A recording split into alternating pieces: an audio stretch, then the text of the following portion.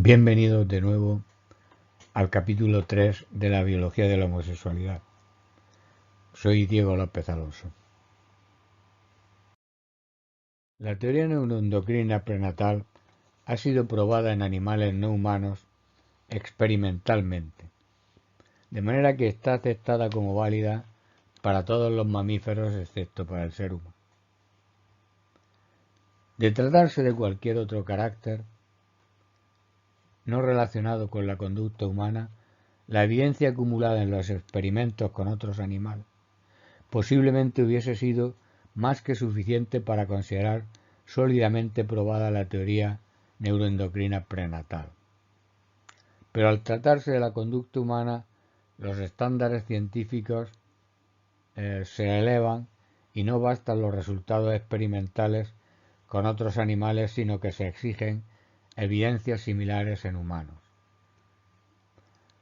Esto plantea problemas irresolubles porque, éticamente, en humanos no se pueden hacer experimentos semejantes.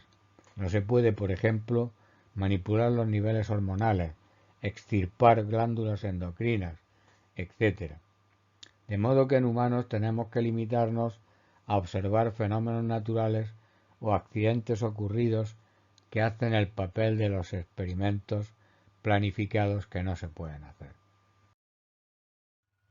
Uno de estos fenómenos naturales que acabamos de mencionar es el caso de la hiperplasia adrenal congénita, una enfermedad de origen genético bien conocida. La hiperplasia adrenal congénita se debe a una anomalía en un único gen que codifica una enzima, la 21-hidroxilasa, que interviene en el metabolismo hormonal de las cláusulas suprarrenales. La actividad de esta enzima es necesaria para la síntesis de dos hormonas típicas de estas glándulas endocrinas, corticosterona y cortisol.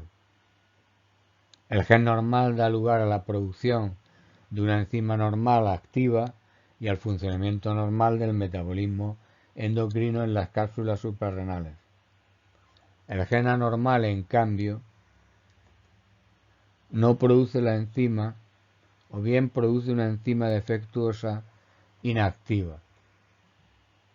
Como consecuencia, no funcionan las dos rutas que controla esta enzima.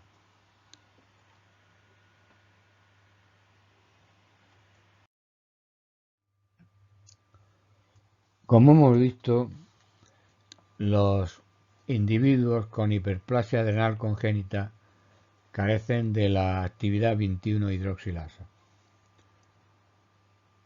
Los fetos femeninos con un gen defectuoso de la 21-hidroxilasa son incapaces de realizar las reacciones metabólicas en que interviene esta enzima. Como consecuencia de la falta de las dos vías metabólicas de drenaje de la progesterona, ésta se acumula y se drena por la única vía activa,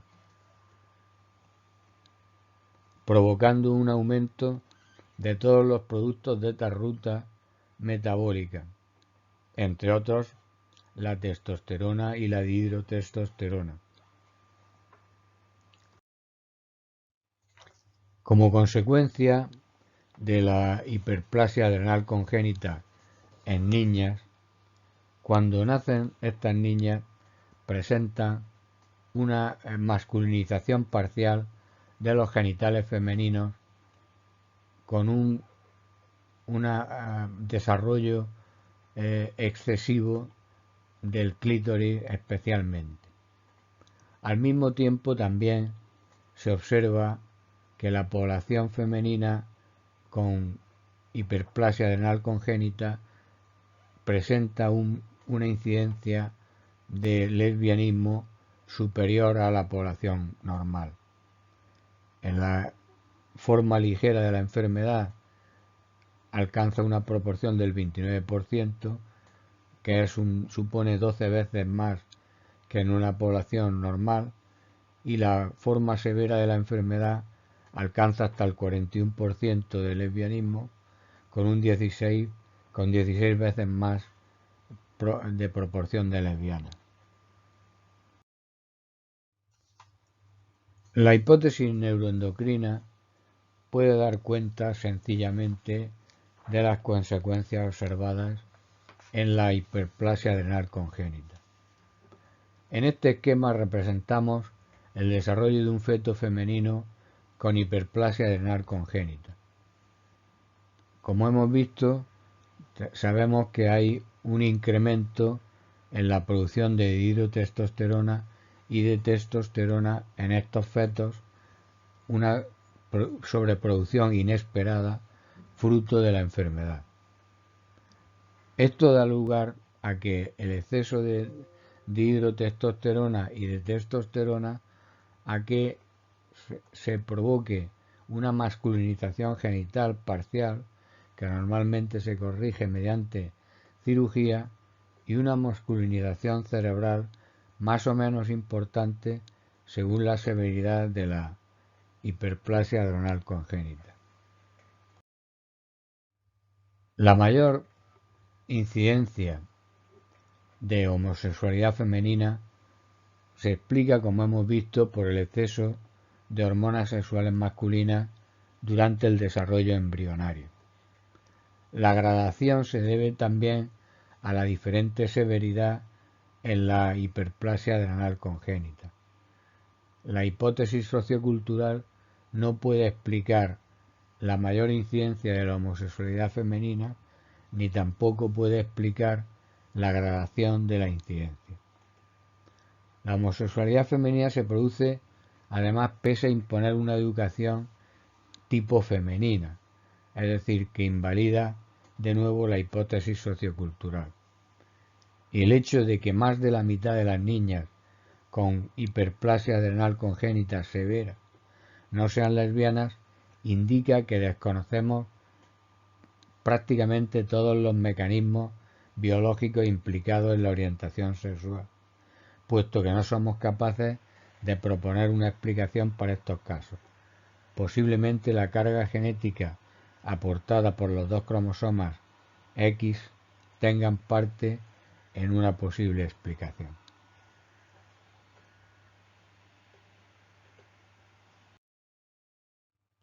El caso de David Reimer, también llamado caso John Jean John, en español Juan Juana Juan, es el siguiente.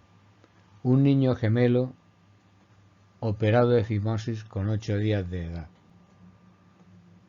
Por error, el cirujano le amputa parte del pene.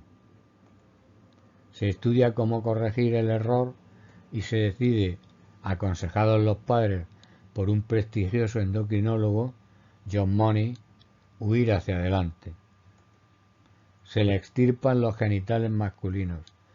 Se planifica un tratamiento hormonal feminizante y una educación femenina integral desde el primer momento, incluyendo una escolarización en un colegio femenino.